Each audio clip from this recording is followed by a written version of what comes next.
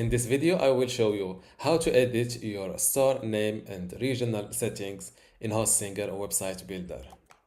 I am now inside my store manager page, and first go to store settings, then click on store details.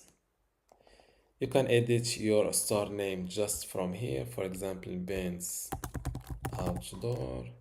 For the regional settings, you can edit your store currency and your measurement system. As you can see, my store currency can't change it after connecting any payment method.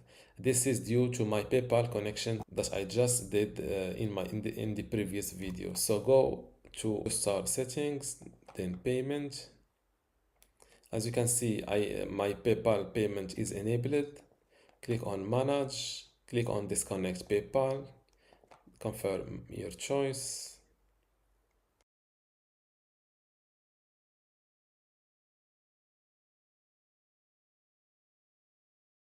Now let's go to store settings, store details, and now my currency can be edited.